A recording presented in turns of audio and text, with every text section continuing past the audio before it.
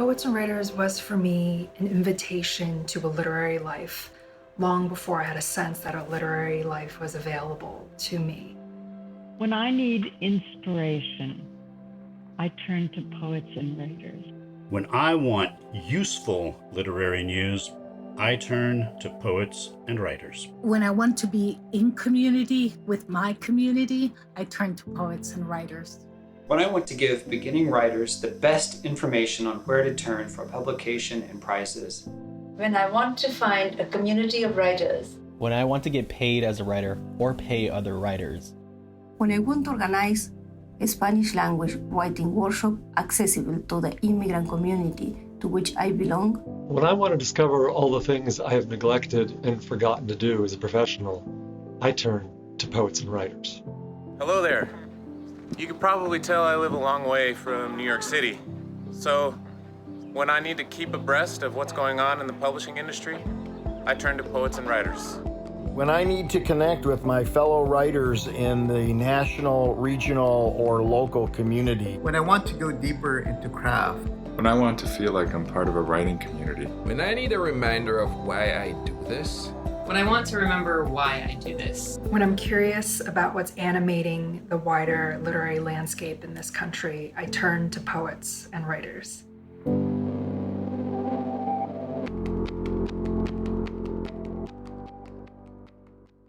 Good evening. We're here to celebrate poets and writers. I'm Joy Harjo, and I'm honored to have been asked to open this celebration, this gathering, with a poem. I picked the kitchen table poem, or perhaps the world ends here, because I like to imagine us all right now sitting around a big table, sharing stories, poems, laughing, eating, and remembering the high and low points of this year, and talk about our plans. And I like the idea of the kids running around and just all of us here saying, okay, here we are. And it's been rough, but here we are. And we move forward with our stories, and we move forward with poetry, and we move forward together, because that is the only way we're going to move forward. Perhaps the world ends here. The world begins at a kitchen table. No matter what, we must eat to live. The gifts of earth are brought and prepared, set on the table. So it has been since creation, and it will go on. We chase chickens or dogs away from it. Babies teethe at the corners. They scrape their knees under it. It is here that children are given instructions on what it means to be human. We make men at it. We make women. At this table, we gossip, recall enemies and the ghosts of lovers. Our dreams drink coffee with us as they put their arms around our children. They laugh with us and at our poor falling down selves. As we put ourselves back together once again at the kitchen table. This table has been a house in the rain, an umbrella in the sun. Wars have begun and ended at this table. It is a place to hide in the shadow of terror, a place to celebrate the terrible victory. We have given birth on this table and have prepared our parents for burial here. At this table, we sing with joy, with sorrow. We pray of suffering and remorse. We give thanks. Perhaps the world will end at the kitchen table while we are laughing and crying, eating of the last sweet bite.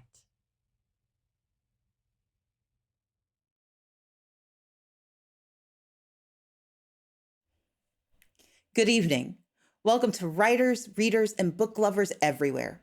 Welcome to this evening's program in celebration of writers. It is my pleasure to be your host, and I'm so glad that you've joined me to support poets and writers.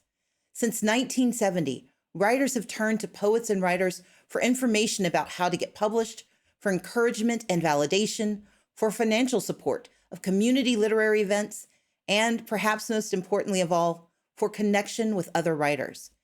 In a time of isolation and disruption, it is truly my pleasure to gather with you around the proverbial kitchen table, so beautifully invoked by Joy Harjo, to celebrate the importance of writers in this moment.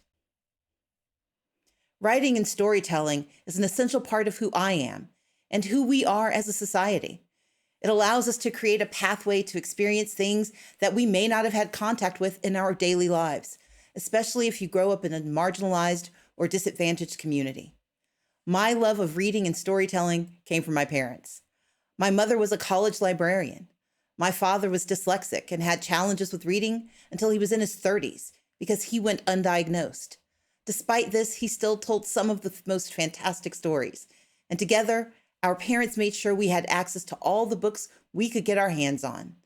Those poems and stories symbolized a broader world that was available to me and my 5 siblings.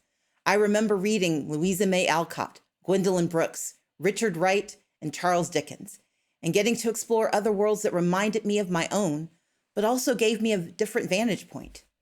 Later on in life, as I began to write novels under the pen name Selena Montgomery, I sought to write stories that highlighted the complexities of Black women, stories that painted us as adventurous, attractive, ambitious, and ultimately human. I've had the pleasure of writing 8 romantic suspense novels under my pen name, 2 works of nonfiction under my real name, and my first political thriller, While Justice Sleeps, will be released on May 11th. Now, many people ask me how I balance being both a writer and a political leader. The truth is, the principles that undergird these facets of my life are identical. I believe in the independence of people, especially women and those who are often unseen and unheard in our society.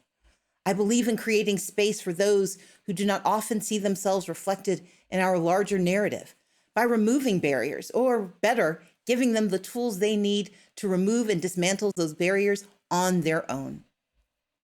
During an uncertain time in our nation's history, as we witness unprecedented attacks on our democracy, writing and storytelling help ground us and remind us of who we are and of our power. Your words have validated our pain and our frustration with the many challenges that we face as a nation. A pandemic that has reshaped every facet of our lives, the wrenching pain of systemic injustice plaguing communities of color, and economic upheaval that is leaving working families behind. But your words have also given us hope during these turbulent times, and they have served as a refuge for those looking for an escape from their daily lives or affirmation that we're in it together. Like me, poets and writers believe that a thriving democracy is fed by a robust literary life, where many voices are heard and valued. Thank you for lifting your voices and working to uplift the voices of those who deserve to be heard during such a time as this. And now we have a musical treat for you from the poet Cornelius Eady and the Cornelius Eady Trio. This is Sunshine.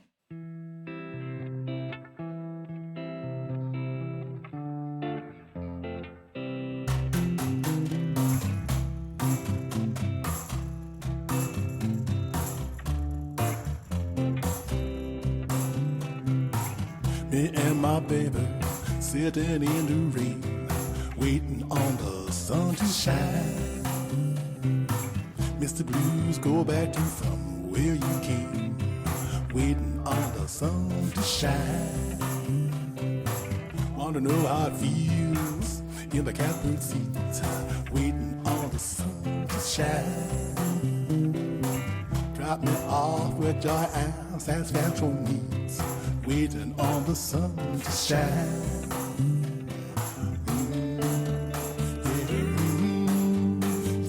Sail hanging in the sky, waiting on the sun to shine. Sun starts shining, moon got too high, waiting on the sun to shine.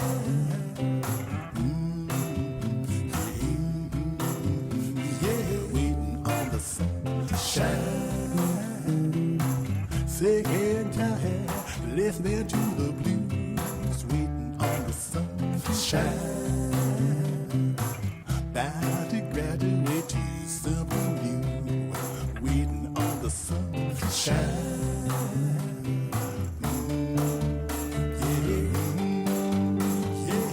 Me and my baby at the end of the world, waiting on the sun to shine. That's over the cracks Give it a whirl, waiting on the sun to shine. Mr. Blues, you done had your fun, waiting on the sun to shine. Anybody like that will miss your son, waiting on the sun to shine.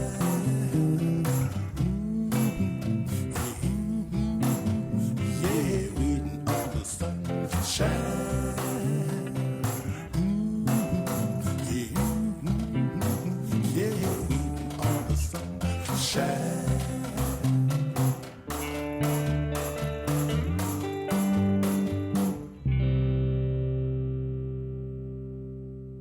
I know it's evening, but spring is coming and I can just about feel that sunshine. Goodness knows we're all longing for it. It is now my pleasure to introduce Don Weisberg, the CEO of Macmillan Publishers and the Gala Chair.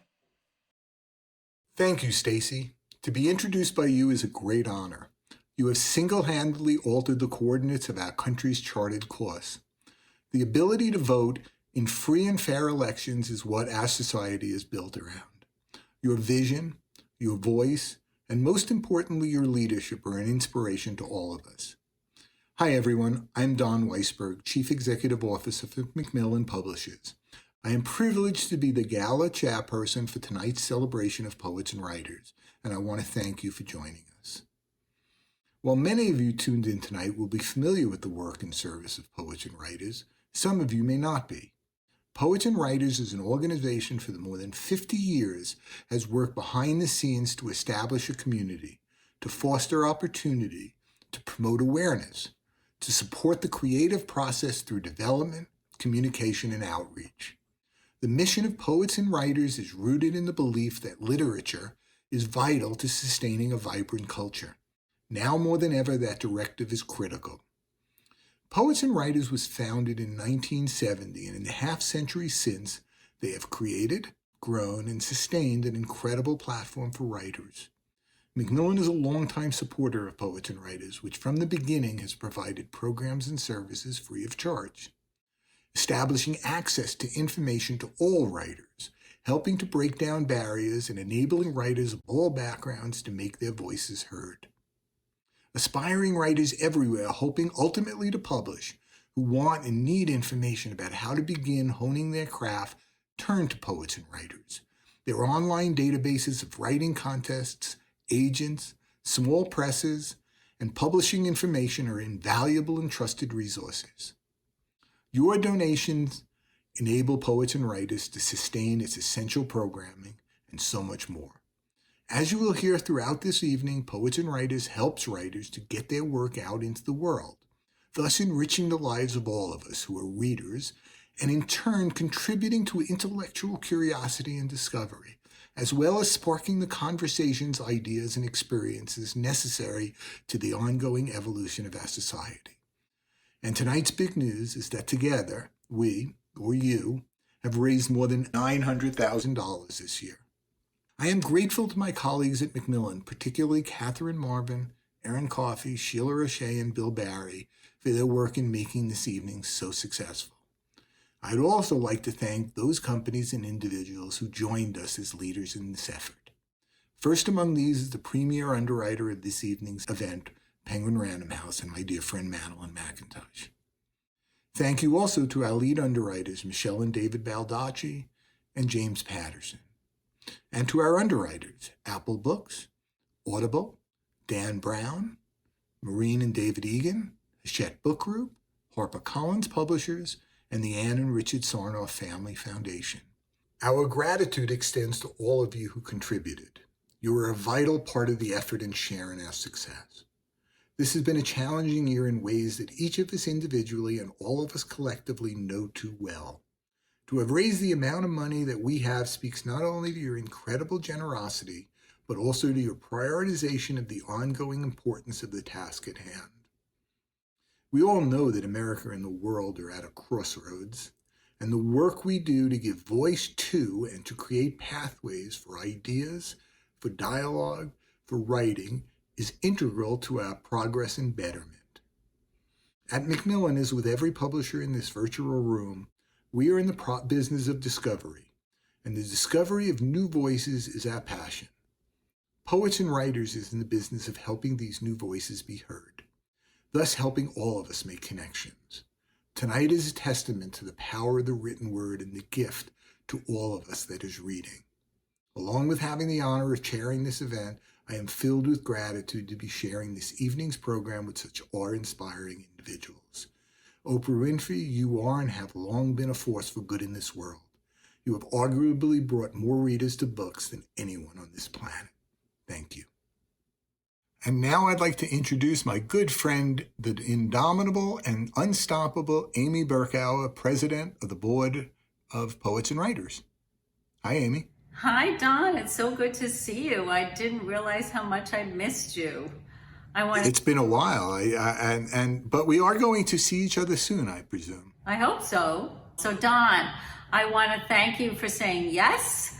I want to thank you for your incredible support of Poets and Writers this year. Poets and Writers is very grateful to have you and Macmillan in our corner. I also want to say that one of the best things about the publishing business, besides all the great books, are the people. And I don't want to embarrass you, but I truly feel that you are one of the best. So I cannot thank you enough. Well, thank you, Amy. It means a lot to me, and it means a lot more coming from you. On behalf of the board, I want to reiterate Don's thanks to every single person who has made a contribution. It makes a big difference, especially in a tough year like this one. If you haven't made a contribution and you'd like to do so, there's still time. All you have to do is click on Donate, which is on the right-hand corner of your screen, or text PW Gala to 44321. It's been a year of great change all over the world, and at Poets and Writers as well. Elliot Figman, our beloved executive director for 40 years, stepped down at the end of 2020. Elliot, a poet himself, is truly the heart and soul of Poets and Writers. It's impossible to overestimate how much we are going to miss him, but we're thrilled that he's going to continue on the board. Elliot, I'm sure all our guests and writers throughout the country will join me in thanking you for your 4 decades of service to writers. Please raise a glass to Elliot or give him the equivalent of whatever is a virtual standing ovation. And now it is my honor to introduce Melissa Ford Gradle, our new executive director. Melissa was our managing director for 11 years. In her short time as executive director, she has proven to have the fortitude to guide us through what we expect will be some challenging years, and she has the imagination to take us in bold new directions. Melissa? Thank you so much, Amy. It's an honor to follow Elliot Figman, with whom I've worked closely for more than a decade. I'm so grateful to Elliot and to you, Amy, and to the entire fantastic board. It's a board that truly supports our mission. And I'm really excited about leading the brilliant, dedicated, creative staff at Poets and Writers.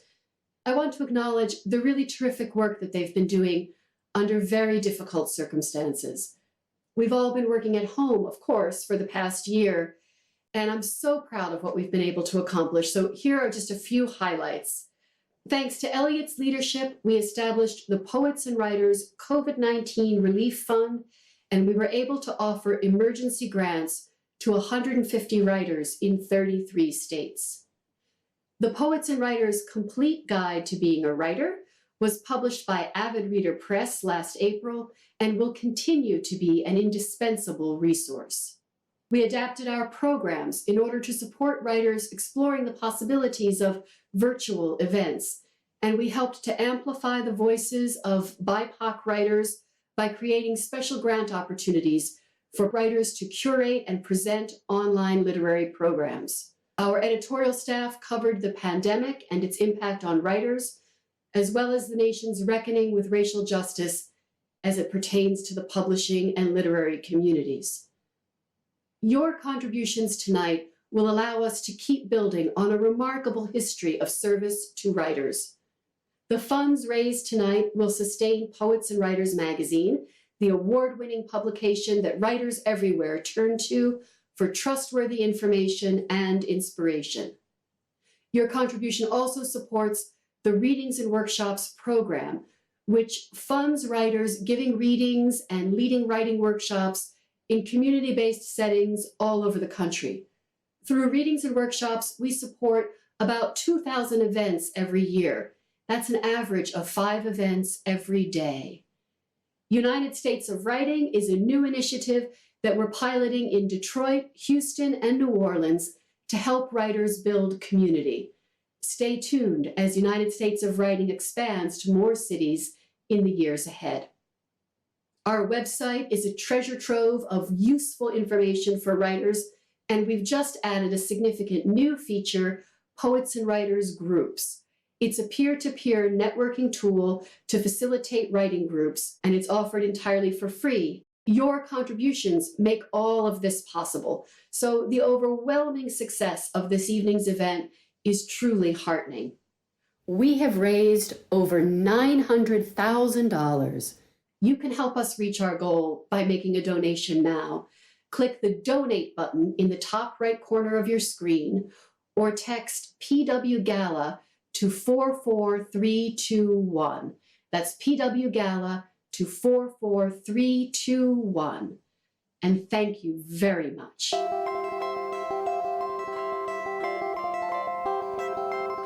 For there to be a real democracy of letters, writers need access to the institutions of letters, not based on their connections or savvy, but simply because they are writers. Poets and Writers is that access, and that is why it is so vital. As a graduate student at NYU in the 90s and a young poet trying to make it in New York City, Poets and Writers was my literary and publishing Bible. Poets and Writers had an online forum that I managed to join one-handed with this sleeping baby on my shoulder. And through that, I found my writing community again. Thanks to Poets and Writers, I've been able to provide workshops for Latino and Ethiopian preschool-aged children here in the district. I've also been able to create paid public reading opportunities for my older immigrant students in the Write Who You Are program. And it's such an incomparable opportunity for them when their voices are heard. I'm thinking about the first time this magazine changed my life, and it was from an article which I didn't even read in an issue. It was a copy of a photocopy of a photocopy of a photocopy, and you could tell because some of the words were barely legible, but it was something circulated around like this sort of precious information. Everything about publishing that your publisher won't tell you, everything about selling your book, about, making your book count, that the people who are even in charge of doing that won't do for you. And it blew my mind. It opened up so many possibilities, and it was an article that was a photocopy of a photocopy of a photocopy, and it changed my life. And Poets and Writers continues to do that, and I can imagine, at least I can, the person right now who's reading that kind of article that opens up and changes everything. Thanks to a Poets and Writers BIPOC Writers Grant, this fall I was able to facilitate a series of poetry and creative nonfiction workshops with New Orleans undocumented youth, where they could confirm that their voices are important. And as an undocumented creative myself, that's exactly the message I need to hear. Whenever young writers tell me they don't know what to do next, after the MFA program or the Writers Conference or even just a day at their desk, I send them to Poets and Writers. When I want to know what's happening in the world of writing, I turn to Poets and Writers. When I want to feel electrified in my writing, I turn to Poets and Writers. Poets and Writers was a godsend. I just feel like I grew up with this organization. So I'm so pleased that we both reached this age together. Wow, it is just incredible to hear about all of the ways Poets and Writers has touched so many writers over the years and continues to do so to this day. Well, speaking about incredible, how in the world do you have time to write novels? Well, number one, writing is part of my blood. It's what I do.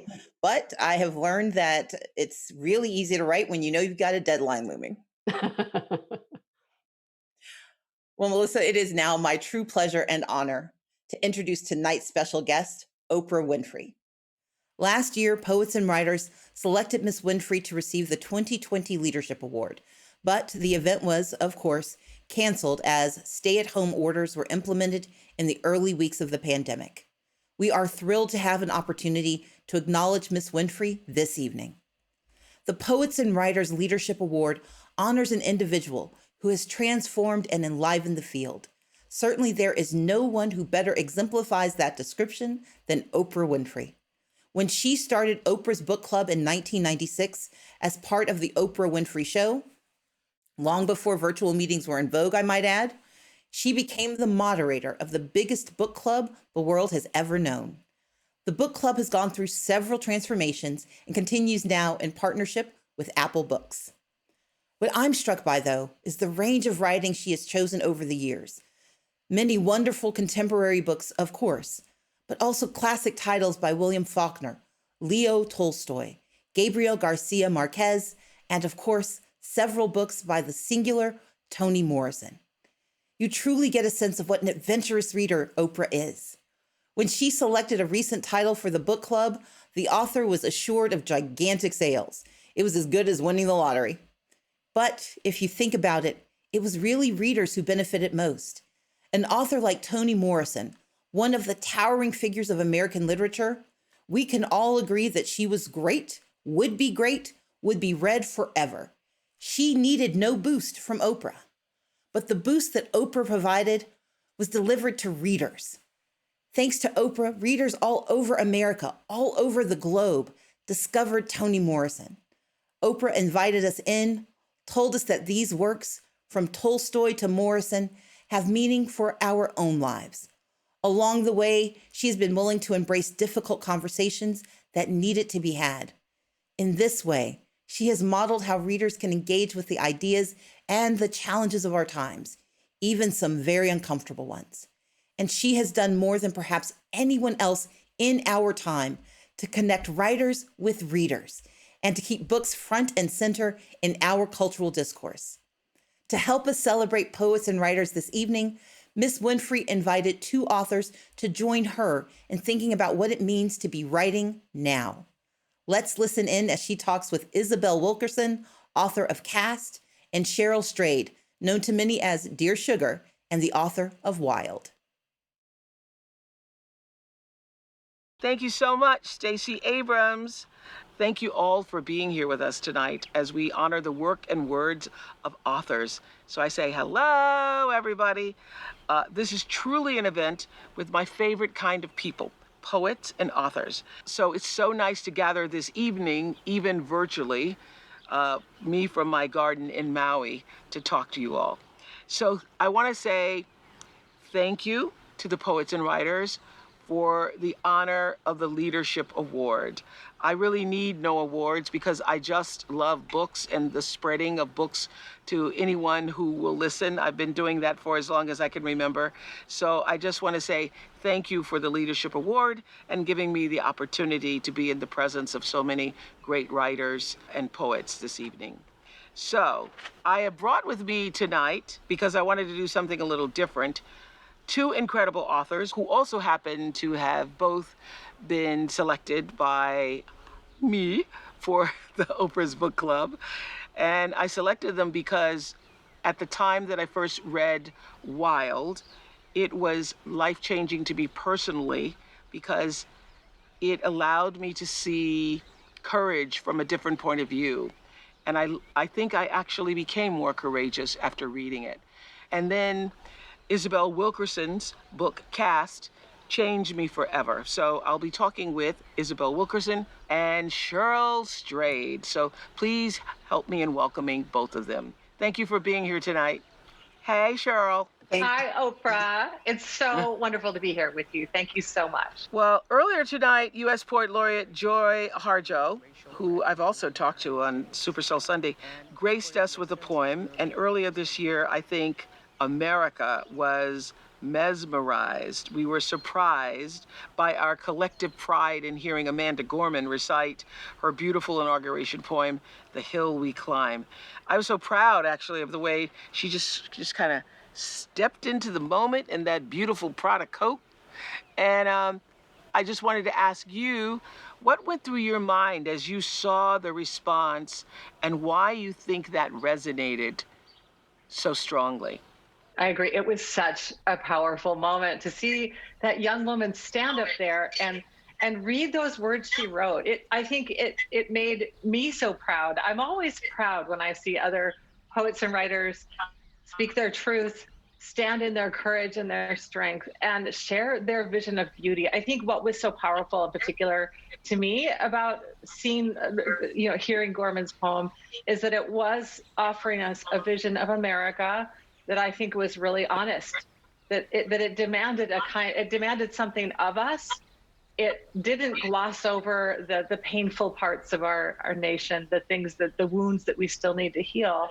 It instead said, here they are. I'm going to show them to you. And I'm going to show you that I still believe in our beauty. I believe in our capacity to make a better nation. And so I think that was really, really powerful. And I also want to say it was so cool. Here we are at that inauguration, and Gorman was the thing we talked the most about. Her poem was the thing that is true. Most about. That is true. So I mean, yeah, the power of words is true.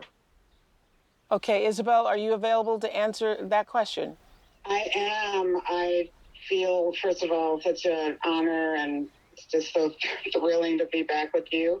I have to say that Amanda Gorman was magnificent. She's a living, breathing human bridge between generations and cultures. She's a bridge to the future, and it was thrilling to see her. We all had this sort of, I feel that it was a collective pride we all felt. Mm-hmm. So as you know, everybody knows that, that's why I'm getting the Leadership Award this evening, that writers are my rock stars, books are my jam. The books I read and love are one of the ways I get to connect with people I'll never get to meet. And one of the things I most enjoy about the reading process is that a book can be so personal to the reader and yet so universal. So I wanted to know, as writers, is that always your goal, to make that happen, intimacy and universality? Isabel, I'll ask that of you first. One of the beautiful things is that as writers, our job is to absorb the energies of our era and then to channel them through the subconscious and then reflect them back to the world. So, our words become a mirror that we hold up to humanity. And so we think about humanity, universal, but really we just want to speak to that one person who wants to lose themselves in the story. And that's the beauty of what we do. I love that, absorbing the energies. So, Cheryl, how would you answer that?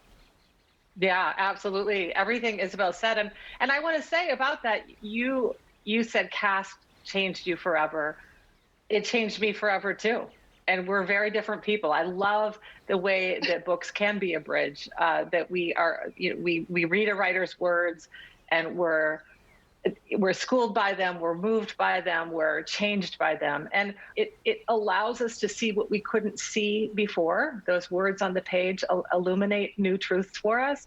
And they also illuminate the things that we already knew, but maybe we're afraid to know, or that they bring to consciousness what we had in some ways ignored or buried. I mean, Caste, that is the book this past year I've spent saying to everyone, you must read this book, because Absolutely. I want that I want us universally to have the experience of the wisdom and the truth that Isabel Wilkerson gives us in that book, in the pages of that book. So, Isabel, I know there's been overwhelming response to that book, and everybody who reads it with an open mind and many people who didn't even know what they were opening when they started to read it have been moved in some way by it. People of reason and sanity who can see that the truth is in those pages. How has it impacted you, the rest of the world's reaction to the book? Well, I have to say that it's been a dreamlike frozen unreality to this book tour that I'm on. I mean, it's been out for 6 months now. It's hard to believe, but in the midst of a pandemic, I've not seen an audience. I'm so accustomed to being able to commune with an audience, read to an audience, to, see their faces, to talk with them about how they're absorbing it, and it's also remote. On the other hand, there are these sort of outsized, unusual things that happen. I mean, right now, I don't know if you're aware of it, but I'm actually in Vogue magazine, British Vogue, which is, an unusual thing. But beyond that, though, it belongs to the audiences and those readers who absorb it and who love it and commune with it and take it for their own. But more beautifully, though, people have responded to it because they can recognize the truth within it, and then they begin to connect the dots themselves. So, after January 6th, what we saw was that desperate response to existential threat, to the perceived birthright, that many people might have felt. And so then readers who have been absorbing this book, they went on social media. They started talking about dominant group status threat. It was all over Twitter. I didn't have to say a word because the book had done the talking and the people had been listening. Well, I just want to say, Isabel, yes, I know you were in Vogue because I did the same thing that Cheryl just said, telling everybody about this book. And Edward Enninful, who is the editor of British Vogue, I wrote him several times saying, have you read Cass yet? You've got to get Cass. And you should do a piece on Isabel Wilkerson. So I am so happy to see that actually happened. Oprah, that's one of the reasons we love you so much, we writers, because you're always advocating for us. And we're so honored that you're out there speaking on our behalf. Well, Cheryl, thank you so much for saying that, because you just said it, though. Once I read something that's great, I literally cannot keep it to myself. And before I had a platform like this, I was the first book that I felt that way about was The Color Purple, and I just carried a backpack around. And when I was going to and from work in the early days in Chicago, I would walk home so I could hand out the book to people who I didn't know. So this is actually better, being able to tell the world and not have to carry around the backpack. The thing that always fascinates me about you writers is your approach to the very beginning of the writing process itself. And I know everybody's approach is different, so I wanted to hear from both of you, what is your approach? Cheryl, is there a physical space you need to be in? Is there a mood set? With music, do you have to eat a certain thing? Is there silence? Is there no silence? What is the process? Oh, no, I came up the hard way, Oprah. I couldn't be particular about the venue or the atmosphere or the feeling. I had to have discipline and just get to work. And I think the deeper question is, like, where do we begin? How do we begin to figure out what we have to say on the page? And for me, that has always been going deep inside myself and to say, what is the bravest thing, the truest thing, the scariest thing I can say out loud or on the page. And I try to write from that place, because I do think that is, the mission of literature is to tell us who we are. And that can only be done if we're willing to speak and say and write the truth. And there are many different ways of doing that. Isabel writes about a very big truth about our world. I wrote about the truth of my grief and my struggle to find my way back to a sense of wholeness. Well, that's so interesting. That's why the personal is universal. Yeah. Isabel, tell us about your Absolutely. writing process. Tell us about your writing process. Yeah, so even though the work that I do involves a tremendous amount of research, deep research, both in terms of interviews and research into what has been in archives, I still start in the same place that Cheryl speaks about. I have to commune with myself. I have to examine what is it that I'm trying to say before you even start. Of course, before you even write the first word, you have to do a lot of thinking. I mean, writing is really thinking that goes onto the page or onto the screen. And so I'm constantly taking notes. I'm constantly writing down things. That's how I process the world around me, is to write, to take notes. I mean, a lot of the work is happening at the subconscious level, and I'm trying to capture observations before they evaporate. And for this book, I mean, it's been welling up inside of me for years, and I wanted the world to know what I had discovered, and I couldn't rest until it was out of me, until, you know, I completed the mission. And you asked about the various things that you might do to get through it, and I listened to Tibetan singing bowls to get me through it. At one point, I listened to the music of Philip Glass. I was doing all of these things to get through it, because the writing can be so challenging, and you have to go to such a deep place within yourself, and you don't always know if you're going to be able to do it yet again. You don't know if you can harness all of that energy, and yet somehow there's this alchemy that occurs within the writer that allows it to emerge. Thank goodness. And does that alchemy respond to deadlines? Because I've heard writers always talk about deadlines. I was thinking, if you have a deadline, that would absolutely make it worse in my mind, because how do you write to somebody else's timeline? Cheryl, you're smiling. Well, I'm so comforted to hear what Isabel is saying, because really, and pretty much every writer I know, we say it's so hard, and I don't know ever that I can do it again, you know? And so there's always that sense of doubt and fear, and I think avoidance. That's why so many writers need deadlines, because if you just say, listen, I'm going to kind of float around and figure out the story I'm going to tell, there's a time and a place for that. There's also a time and a place to say, okay, I'm going to have these pages in by this date, because it's just it is work that is better to avoid than to do. At least it feels like that at first. And so, yeah, a deadline helps me. Cheryl, I've known you now for almost a decade, and so much has changed in your life since you wrote Wild in 2012. I think we can share with our audience here tonight of Poets and Writers that when you first came to my house and we were interviewing in my backyard for Super Soul, promoting Wild, and also as a book club selection, you told me later that you had gone to, I think it was the Salvation Army or Goodwill. To get the Goodwill, to get the shirt you were wearing for the show. And you were so... Yes.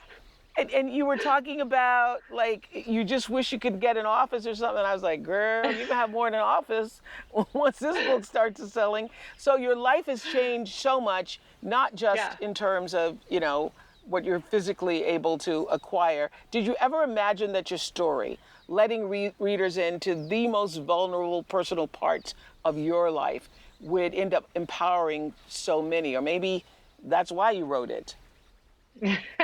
Well, yeah, my book had been out about a month when we spoke. It was already a bestseller, but I didn't get paid yet. And so, yeah, I was broke, and I needed a new shirt because I was going to meet you. So I bought a new old shirt at Goodwill. And but yeah, you know, what's so funny about that question, did you ever imagine, did you ever, you know, that the book would reach so many people? Of course not. I think no writer can be sitting at his or her laptop thinking, this is going to be a bestseller, you know, because it just doesn't work that way. You just simply have to work as hard as you can and tell the truest thing, the truest story you can tell, and get you know, do your work, and don't worry about what happens. And yet, of course, what every writer is working toward, like both Isabel and I have said, is we do want to connect.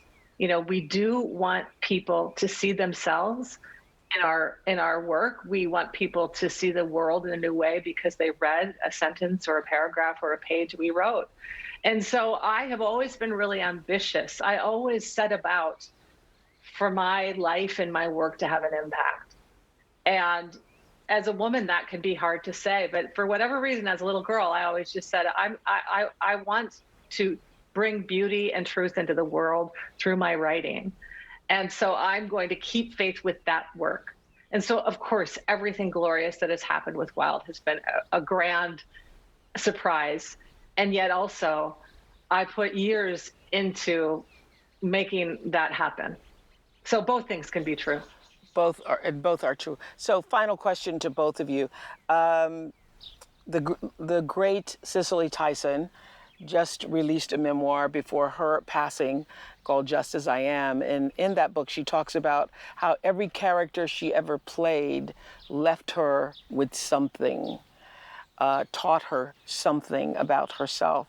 And I'm wondering, once the two of you release your books into the world and have written the last sentence and release your books into the world, what does the book leave you with? Does it leave you with something? Isabel? Completion, for sure. You feel that your mission was accomplished. Something that was inside of you that needed to come out has now gone out into the world, and then you sit and wait to see how it's received. You sit and wait to see how the readers are absorbing it. It's not complete until it finds its audience. And so there's a lot that's out of your control once you put it out into the world, and you just hope it will find its audience. You hope it will find people who will love it and appreciate it for what it is, and that it can somehow inspire them. I so love the definition that Tolstoy gave to what art is. He said art is the transfer of emotion from one person to another. I think that's the most beautiful description of art, because that's truly what it is. It's that person, whatever the art that individual is creating, that is coming from deep within themselves, in hopes that it will find another who will appreciate and feel and share that same emotion. And so that's what I'm always hoping when it goes out into the world. But, the idea of being able to find that person, to commune with that person, to see that someone has been changed by it. I mean, I'm hearing from so many people who say that they see the world differently because of this book. I mean, I hear it all the time, that they literally see the world differently than they did before. And that's the most that anyone can ever hope from a book that they produced. Yeah, I can actually say that. That would be my testimony, too, about Caste. It changed the way I see the world. So, Cheryl, your answer to that question is? Yeah, I think that it's what Isabel said, the way your book, once it's in the world, it becomes its own thing. And it's really the readers who make the meaning of the book by, it becomes part of their story as well. But I also want to say, just that very, very intimate relationship we as writers, as authors have with our books. I think sometimes people think that an author sits down and says, this is what I have to say, and we write it and then put it out. But what writing a book is really about, I think, is a journey of really, I learned so much from myself as I write any of my books. I think even something like Wild, which is a memoir, you think, I know the plot of my own life. Well, it turns out I didn't. There were so many things that I ended up writing about in all of my books that surprised me and that schooled me and that brought me to a place I could never, ever, ever have gone had I not been writing that book. And it was a discovery, and it was a surprise, and it was a revelation. And so even if the book doesn't do anything in the world, it's changed me. It's taught me something really important, and usually made me a better person. In fact, in every one of my books, I've been better after having written it.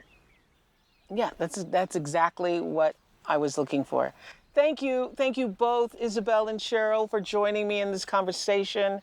I'm so sorry we couldn't all be together, dressed up in our cute shoes. and shirts from Goodwill. Yeah, and shirts from Goodwill, celebrating this evening. Also, thank you to Executive Director Melissa Ford Gradle and the entire Poets and Writers Board and organization for making this happen. I'm so sorry that we couldn't all be together. I deeply appreciate your dedication to supporting those who use the pen to create lasting cultural change in our world, and I celebrate you all. Thank you.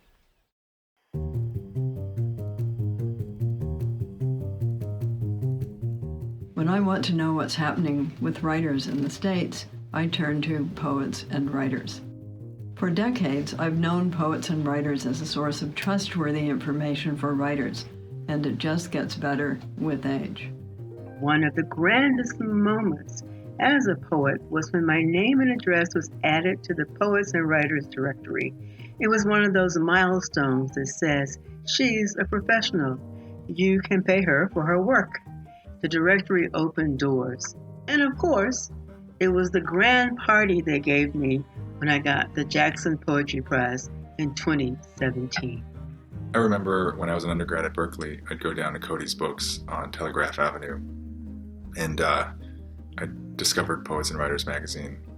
And I just remember thinking it was like finding the treasure map, the profiles, and all of the listings of magazines, contests. I just felt like this is worth sacrificing pizza money. When Poets and Writers decided to expand their readings and workshops funding program into Tucson, it was just the lifeline that Casa Libre and other literary organizations in town needed to keep our programs going. In particular, it helped us to provide funding for LGBTQ+, BIPOC, and female writers in our reading series at Casa Libre. So I will always be grateful to Poets and Writers for the access, community, and funding you provide to organizations like Casa Libre and to writers like me. Thank you.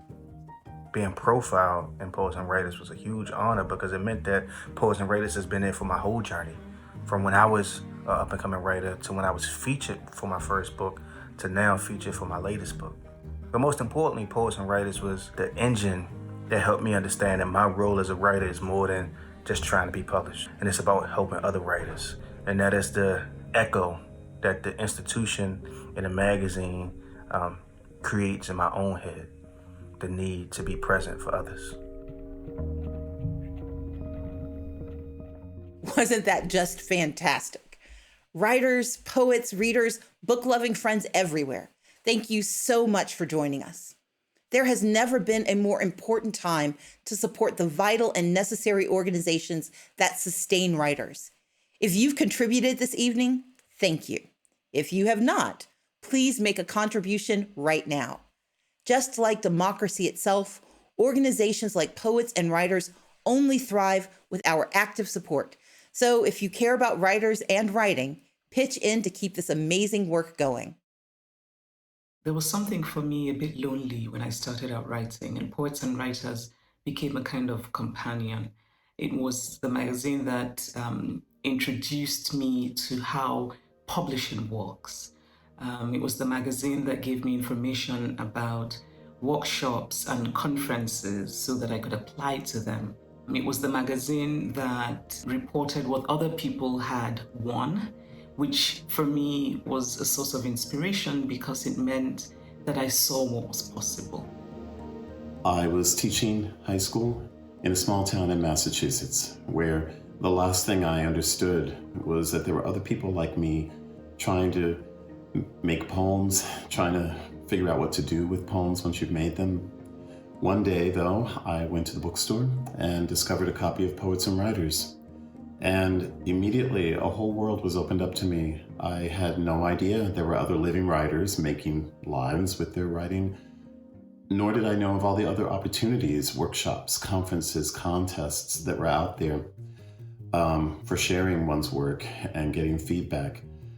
I'm grateful to this day to Poets and Writers for telling me what I needed most to know back then, which is that I wasn't alone in wanting to give shape to a life through language. Thank you, Poets and Writers. The Poets and Writers Readings and Workshops program has been of great help to me as a writer and educator over the years. Recently, it has helped me weather this COVID pandemic time. Without a doubt, the most recent Poets and Writers Project grant has had a strong impact on my career. This grant gave me the idea to go forward with virtual online events. Over the years, Poets and Writers has given me vital support and wonderful opportunities to connect with people through the Readings and Workshops program. Most recently, in a virtual program, I read my poetry 2 violinists played experimental music, and a Japanese sculptor did a walkthrough of his latest creations. This remarkable event is just one of many supported by poets and writers. When I first started looking for places to submit my first collection of poetry 20 years ago, I didn't know where else to turn except for Poets and Writers. This is just on the cusp of the web, so the best thing that I did was cut out little ads and deadlines and paste them on a piece of paper so that I could keep organized where all my deadlines were. And Poets and Writers provided that access for me. 20 years later, this happened. I have only ever really loved 2 magazines in my life. Sassy Magazine, which taught me how to be a teenage girl, and Poets and Writers Magazine, which taught and continues to teach me how to be a writer, how to be a reader, and how to be a good part of the literary community. To close us out, here again is the Cornelius Eady Trio. Good night.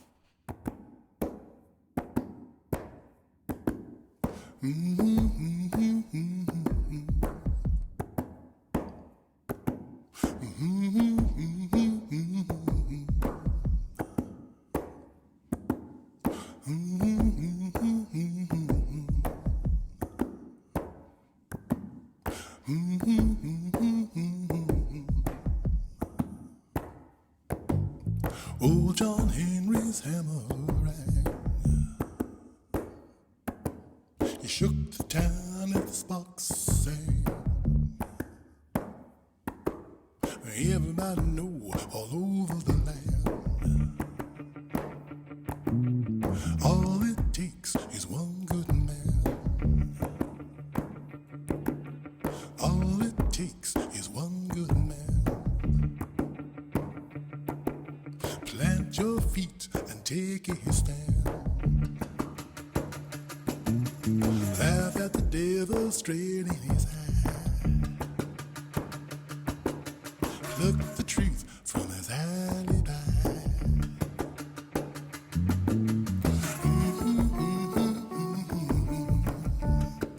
Can you resist? Can you resist?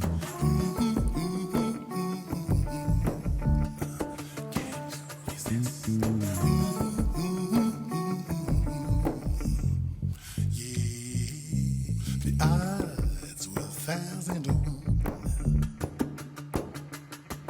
The mob had plenty and he had none. No one would have blamed him if he ran. He heated the car for one good man. All it takes is one good man. Raise your voice and take a stand. Mock the devil straight to his face. Bring his chaos into grace.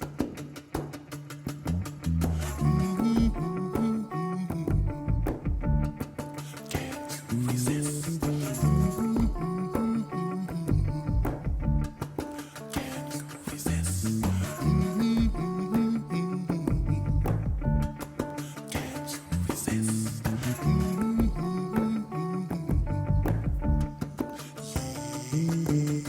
Henry's hammer laid him low, but he knew he had to take that blow to make a point all over the land. All it takes is one good man. All it takes is one good man. Mercy and justice hand in hand. Kick the devil to the other side. Sift the truth from his little white lie.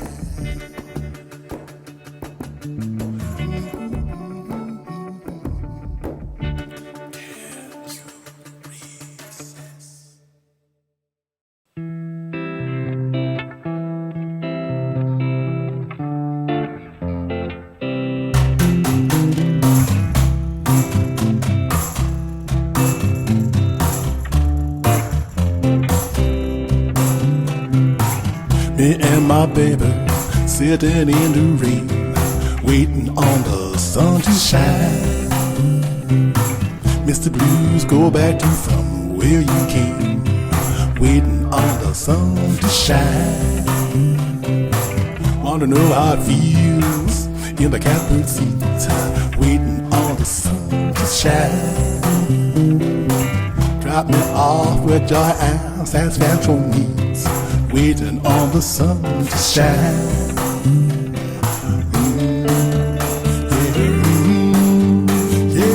Say, oh, hanging in the sky, waiting on the sun to shine. Sun starts shining, moon got too high, waiting on the sun to shine.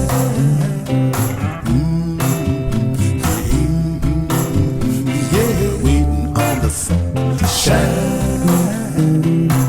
Second time, listening to the blues, waiting on the sun to shine.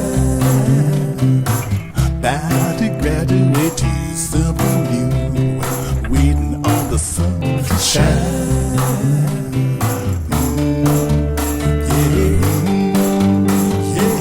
Me and my baby at the end of the world, waiting on the sun to shine. Dance over the cracks and give it a whirl, waiting on the sun to shine. Mr. Blues, you done had your fun, waiting on the sun to shine. Anybody like that will miss your son, waiting on the sun to shine.